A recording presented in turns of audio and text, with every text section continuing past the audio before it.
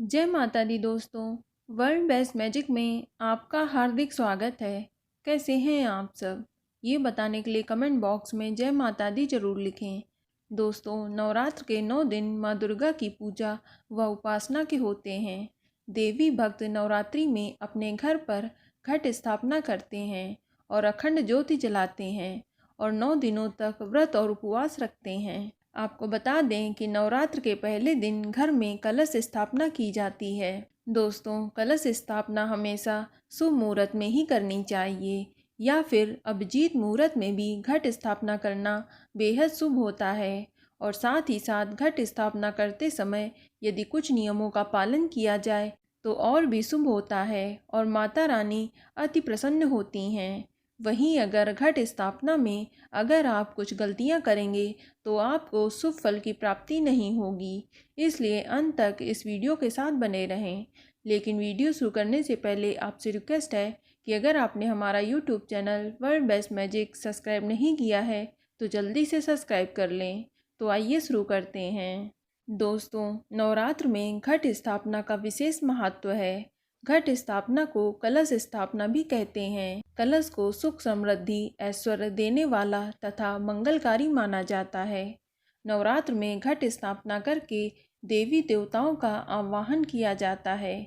इससे घर की सभी विपदाएं टल जाती हैं और घर में सुख शांति भी आती है। अश्विन शुक्ल पक्ष के प्रतिपदा के दिन ही कलश स्थापना की जाती है और इस साल 17 अक्टूबर दिन शनिवार से शारदीय नवरात्र की शुरुआत हो रही है, जो कि 25 अक्टूबर दिन रविवार तक चलेंगे।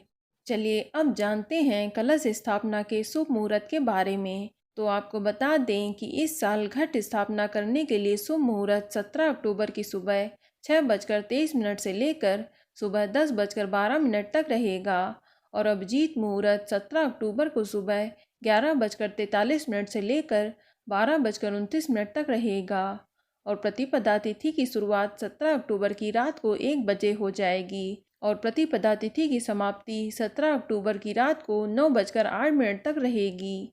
तो दोस्तों, आप इस शुभ मुहूर्त पे घट स्थापना करें तो बेहद अच्छा रहेगा। आपको बता दें कि कलश स्थापना हमेशा सही दिशा में ही करनी चाहिए। ईशान कोण यानी उत्तर पूर्व की दिशा देवताओं की दिशा मानी गई है।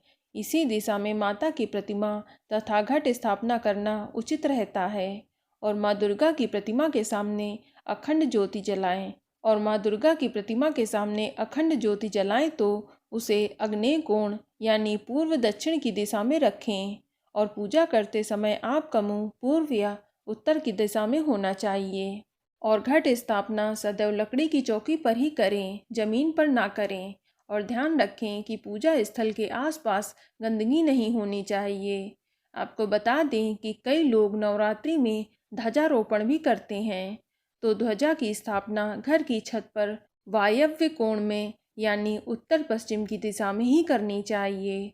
और नारियल रखते समय भी ध्यान रखें कि नारियल का मुख नीचे की तरफ नहीं होना चाहिए, इससे शत्रु में वृद्धि होती है और नारियल का मुख ऊपर की तरफ रखने से रोग में वृद्धि होती है और पूर्व की तरफ नारियल का मुख रखने पर धन का नाश होता है। इसलिए नारियल की स्थापना के समय हमेशा इस बात का ध्यान रखें कि नारियल का मुख साधक की तरफ रहे। ध्यान रहे कि नारियल का मुख उस सिरे पर होता है जिस तरफ से वह पेड़ की टहनी से जुड़ा होता है। आपको बता दें कि पूजा स्थल के सामने थोड़ा स्थान खुला जरूर होना चाहिए जहां बैठकर पूजा पाठ ध्यान आदि किया जा सके।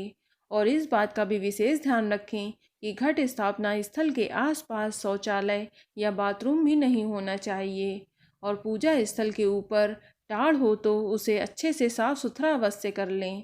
आपको बता दें कि अगर आप कलश स्थापना कर रहे हैं तो सबसे पहले जौ बोने के लिए मिट्टी का पात्र लेना चाहिए। इस पात्र में मिट्टी की 1 या 2 परत बिछा लें। इसके बाद जौ बिछा दें, फिर इसके ऊपर मिट्टी की 1 परत और बिछा दें। अब पुनः 1 परत जौ की बिछा दें। ध्यान रखें कि जौ को इस तरह चारों तरफ बिछाएं कि ताकि जौ कलश के नीचे पूरी तरह से ना दबे। फिर इसके ऊपर दोबारा मिट्टी डालकर हल्के पानी का छिड़काव करें।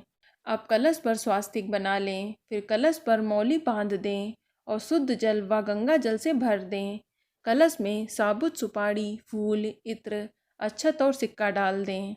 इसके बाद पूजा स्थल पर एक लकड़ी की चौकी पर लाल कपड़ा बिछा दें। फिर कुमकुम या अक्षत से अष्टदल कमल बनाएं। अब इस पर जौ वाला चौड़े मुख का पात्र रखें और उसके बीचों बीच जल से भरा हुआ कलश स्थापित कर दें। कलश का मुंह खुला नहीं होना चाहिए, उसे किसी चीज़ से ढक देना चाहिए। अगर आप कलश के ऊपर ढक्कन रख रहे हैं तो उसे चावल से भर दें और कलश के अंदर आम के पत्ते रखना ना भूलें। फिर कलश के ढक्कन के बीचों बीच एक नारियल भी रख दें। ध्यान रखें, नारियल पर लाल कपड़ा लपेट लें और उसके ऊपर मौली जरूर लपेट दें। अब नारियल को कलश के ऊपर रख दें। इसके बाद भक्त को दाहिने हाथ में अक्षत और पुष्प लेकर सभी देवी देवताओं का आवाहन और ध्यान करना चाहिए और अक्षत और पुष्प को कलश के ऊपर छोड़ देना चाहिए। इसके बाद कलश की विधिवत पूजा अर्चना करें।